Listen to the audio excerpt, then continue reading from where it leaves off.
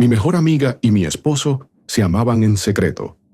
Lo descubrí por un mensaje, pero no lloré, ni grité. Me puse una máscara de hielo y les devolví su traición con algo que jamás podrán borrar. No les grité, los expuse con sus propias palabras, porque hay venganzas que no necesitan sangre, solo inteligencia. Me llamo Marta, y esta no es una historia de amor, es una historia de traición, pero no cualquier traición, la más baja, la más cobarde, la que viene de quienes más confías.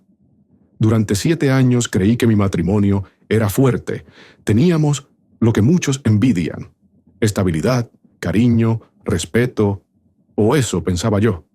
Javier, mi esposo, era un hombre aparentemente intachable, trabajador, atento, siempre con una sonrisa serena. Era de esos que todos admiran en reuniones familiares, que ayudan a poner la mesa y se ganan la simpatía de los suegros. Nunca levantó la voz, jamás me hizo una escena. Parecía el compañero ideal, y lo era, al menos para mantener la fachada. Mi mejor amiga se llamaba Laura. La conocí en primaria. Desde entonces, pasamos juntas todos los capítulos importantes de la vida.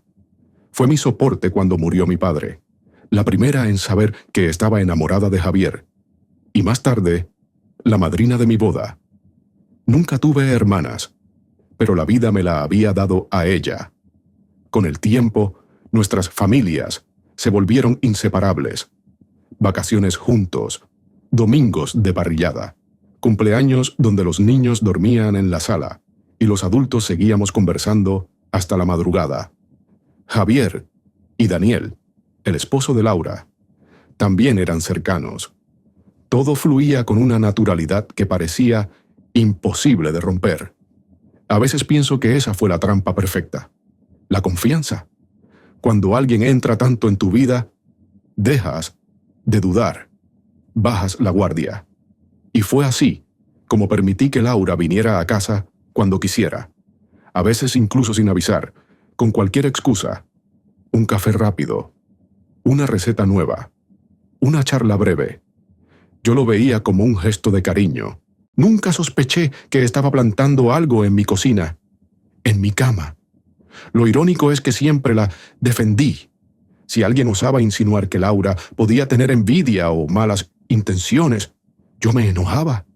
Me parecía ofensivo siquiera imaginarlo. Era leal, decía yo. Era mi amiga del alma. Pero hay cosas que el cuerpo sabe antes que la mente entienda. Esas señales sutiles que ignoramos por costumbre. Miradas que duran un poco más. Risas que no hacen falta. Silencios compartidos donde antes solo había naturalidad. Y un día, sin buscarlo, la verdad me explotó en la cara. Fue una tarde común. Javier se duchaba después del trabajo. Yo recogía los platos de la cena. En la mesa del comedor, su celular vibró. Nada fuera de lo normal. Hasta que vi el nombre. Laura. Era tarde. Y el mensaje insistía en aparecer. Algo dentro de mí se tensó. No soy de revisar teléfonos. Nunca lo he sido. Pero esa noche, algo me empujó. Tal vez fue instinto. Tal vez fue la acumulación de dudas disfrazadas de intuición. Lo desbloqueé. Y ahí estaba. Te extraño, amor. No lo leí una sola vez. Lo leí 5. Tal vez 6. Como si en algún momento las palabras fueran a cambiar. Pero no cambiaban. Solo dolían más. Lo siguiente fue inevitable. Deslicé el dedo por la conversación. Frases íntimas. Te pienso cada noche. ¿Cuándo nos vemos otra vez? No soporto dormir sin ti. Todo estaba ahí. Fechas, lugares, recuerdos compartidos a mis espaldas, como si yo fuera un fantasma en mi propia historia. Lo cerré todo antes de que Javier saliera del baño. Me lavé la cara. Respiré hondo. Cuando me preguntó si quería ver una película, le sonreí. Y dije que sí, porque esa noche entendí que llorar no era una opción. No todavía. Al acostarnos, él se durmió rápido, como si no llevara el peso de nada. Yo me quedé despierta, mirando el techo, pensando. Y entre la rabia, el dolor y la humillación, nació una idea. No gritaría, no lo enfrentaría de inmediato, no le daría la oportunidad de negarlo, de inventar excusas. Haría algo mejor.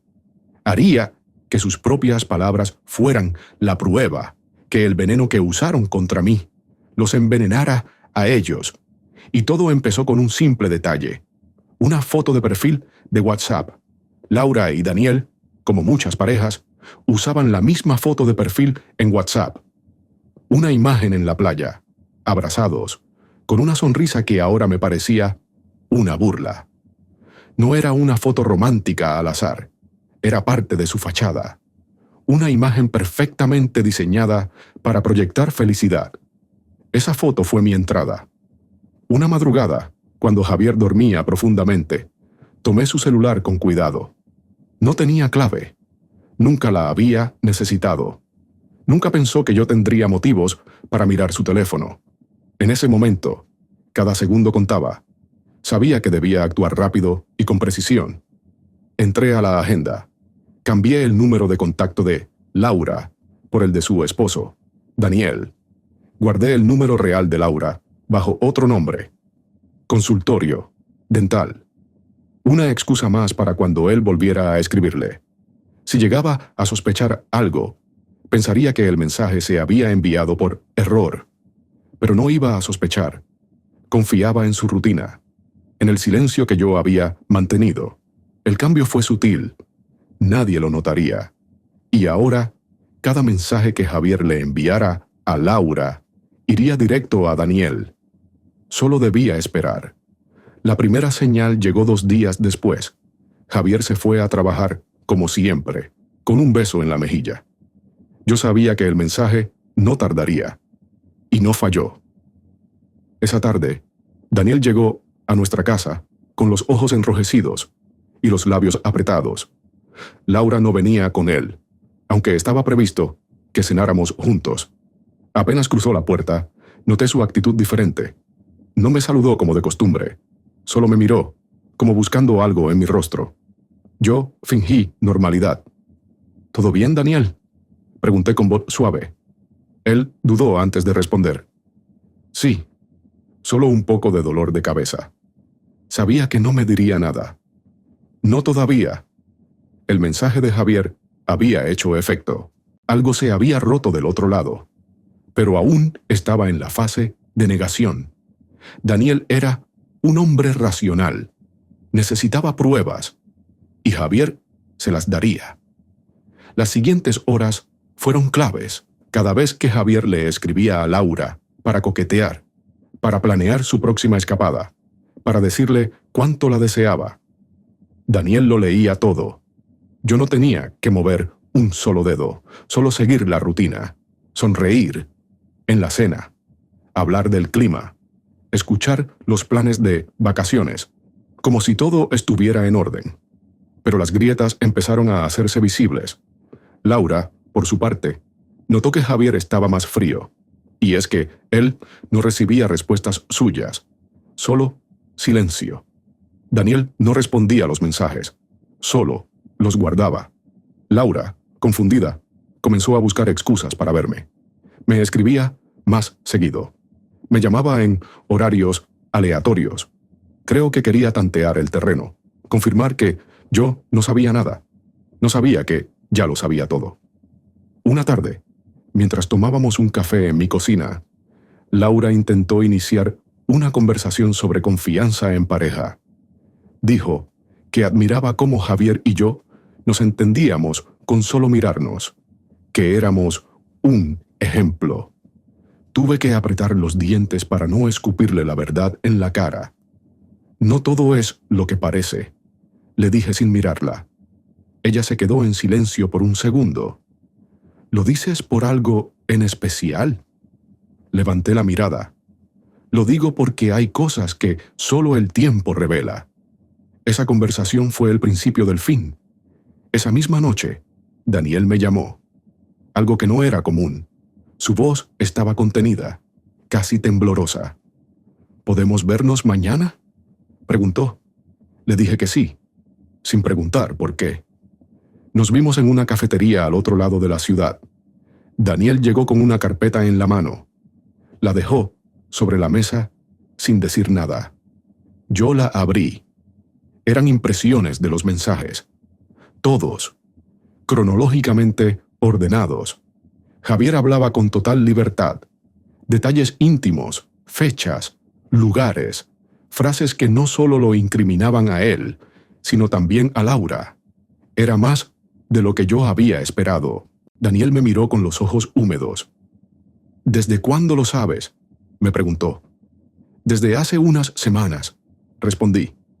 ¿Y por qué no dijiste nada? Porque quería que lo vieras tú con tus propios ojos. Si te lo decía, no me habrías creído. Pero si lo leías de ellos mismos. Él asintió en silencio.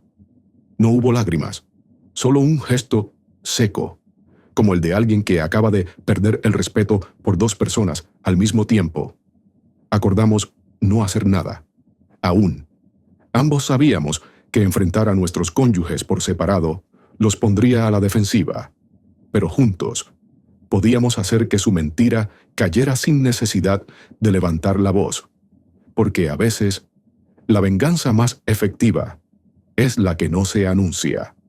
El momento llegó más rápido de lo esperado.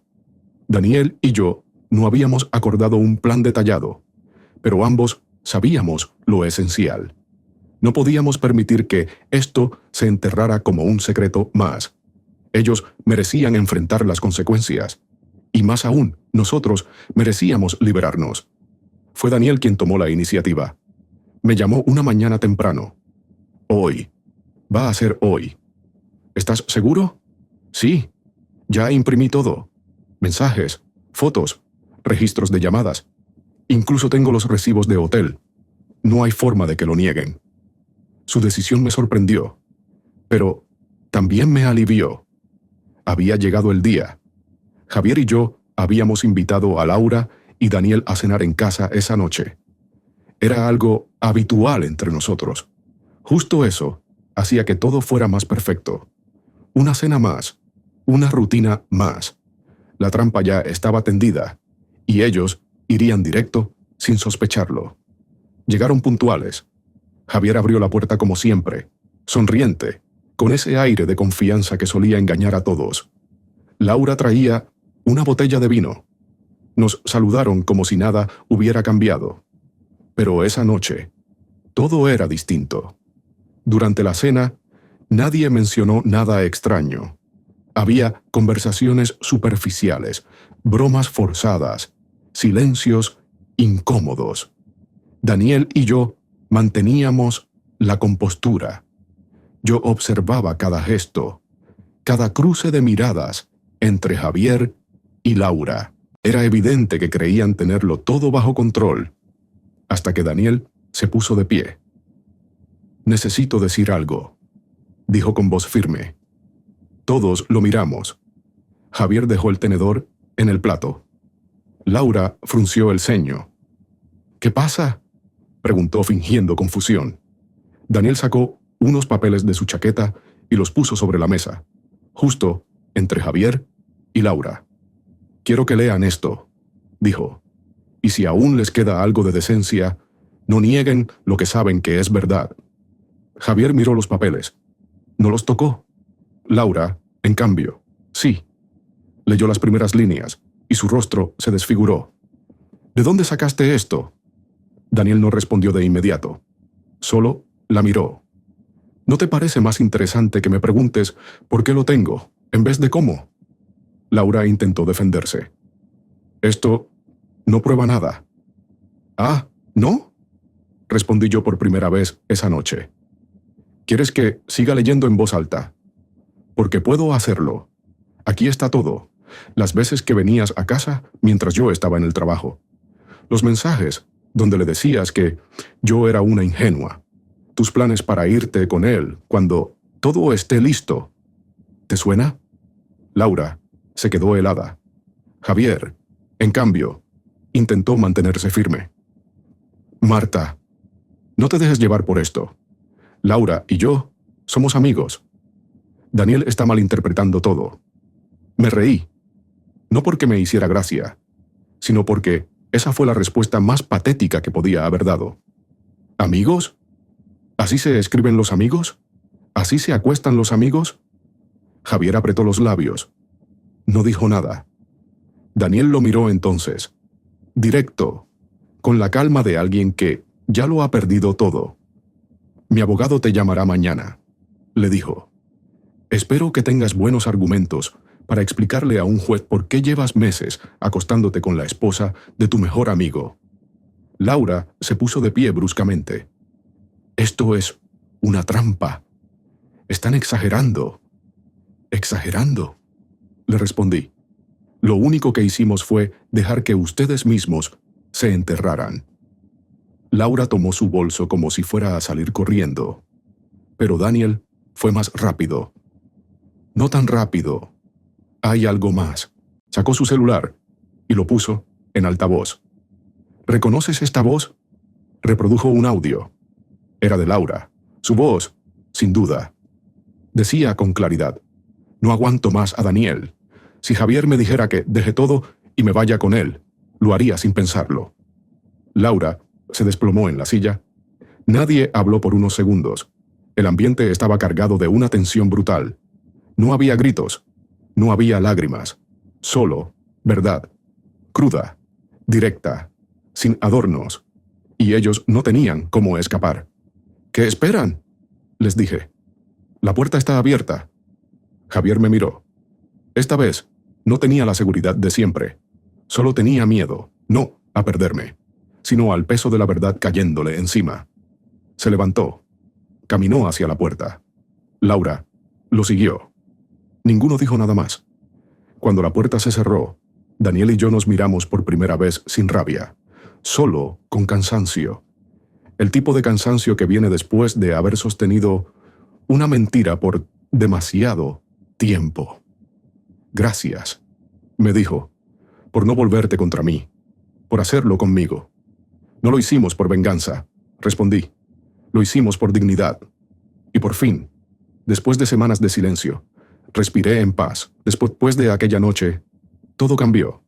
No de forma ruidosa. No hubo portazos ni gritos en la calle. La destrucción llegó en silencio, como una marea que arrasa sin necesidad de anunciarse. Los días siguientes fueron extrañamente tranquilos. Javier se fue sin intentar discutir. No buscó explicaciones, ni trató de salvar nada. Supo, al verme cerrar la puerta, que no había retorno posible. Lo primero que hice fue cambiar la cerradura. No por seguridad, sino por salud mental. No quería que volviera, ni por error. Él entendió el mensaje. Recogió sus cosas con la ayuda de su hermano, en una visita pactada donde ni siquiera nos cruzamos. No dejó notas, ni objetos olvidados, como si supiera que cualquier intento de remordimiento sería inútil. Laura, por su parte, desapareció, al menos de mi vista. Me bloquearon de sus redes sociales, como si borrar mi existencia fuera a reducir su vergüenza. Me enteré, por terceros, que Daniel había iniciado el trámite de divorcio de inmediato. No le dio espacio para el teatro del perdón. Le cerró la puerta con la misma contundencia con la que ella había destruido su matrimonio. Algunos amigos comunes comenzaron a tomar partido. Como pasa siempre, hubo quienes intentaron justificar lo injustificable, que la pasión, que el descuido, que el amor no se elige. No respondí a ninguno. No tenía energías para defenderme de lo evidente. Si alguien dudaba de quién era la víctima en esta historia, no me interesaba mantener su amistad. Mi madre fue la única que me abrazó en silencio cuando se lo conté. No hizo preguntas. Solo me preparó café y se sentó a mi lado. A veces eso basta, porque no se trata de entenderlo todo, se trata de estar. Pasaron las semanas. La rutina fue reconstruyéndose. Volví a trabajar, a dormir con menos sobresaltos, a llenar el refrigerador solo con lo que a mí me gustaba. Los domingos dejaron de ser días de familia extendida. Empezaron a ser días míos, a veces en casa, a veces caminando sin rumbo, a veces simplemente en silencio. No lloré tanto como pensé que lo haría, tal vez porque ya lo había llorado antes, en esos días donde fingía no ver lo evidente. Lo que vino después fue distinto.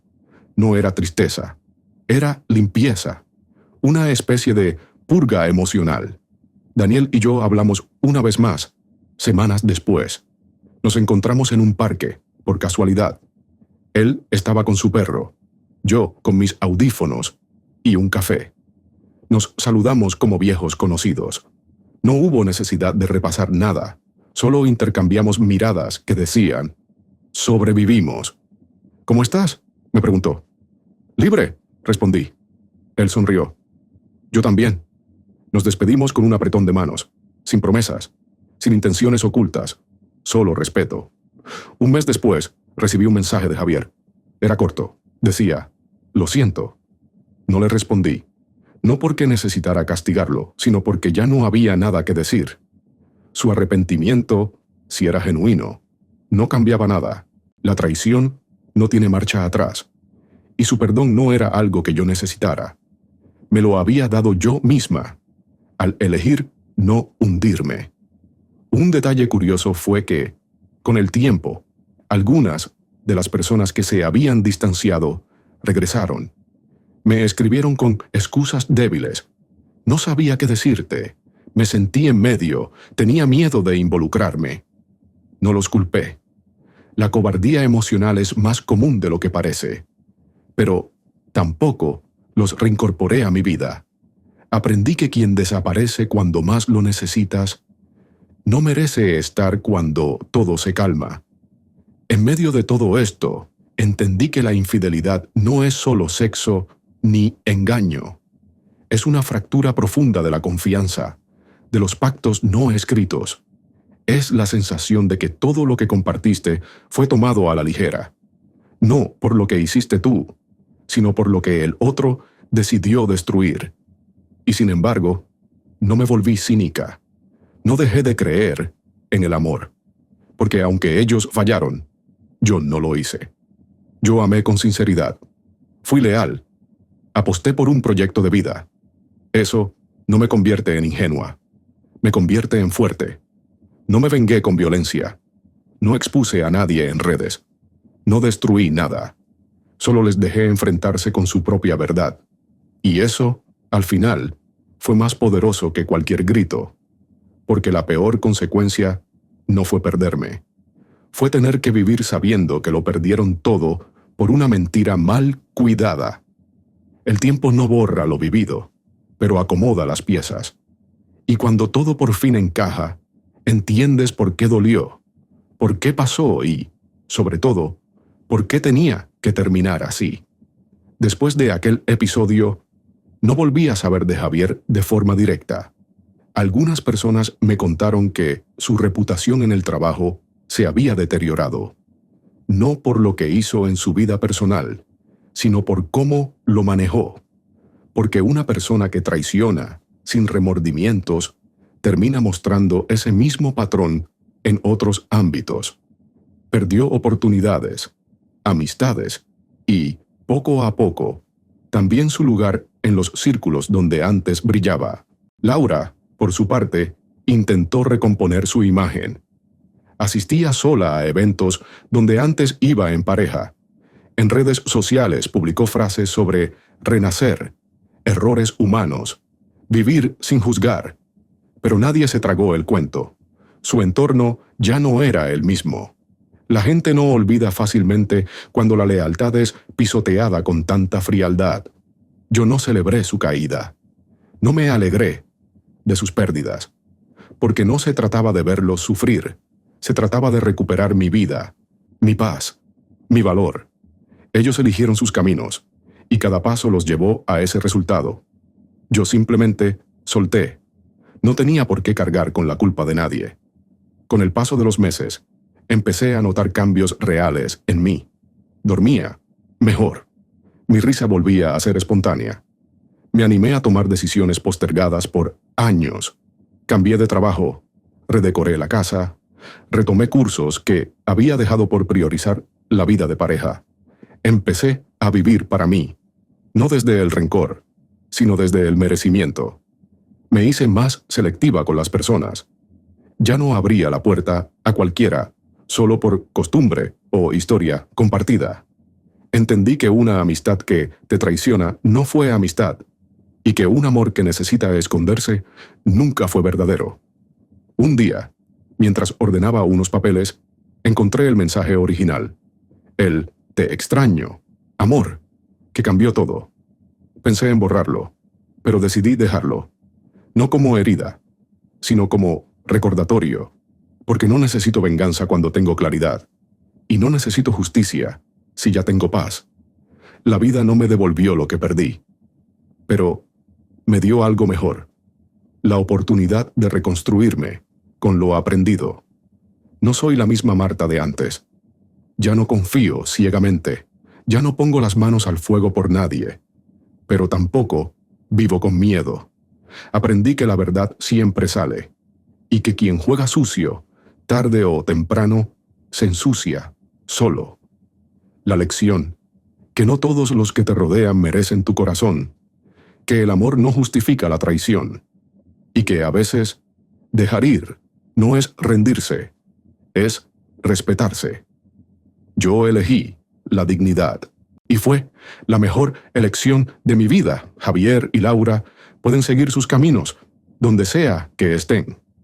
Yo no les deseo mal, solo que algún día entiendan el daño que causaron, y que recuerden, cada vez que se miren al espejo, que no fue un error, fue una decisión, una que les costó perder a alguien que sí los quería de verdad.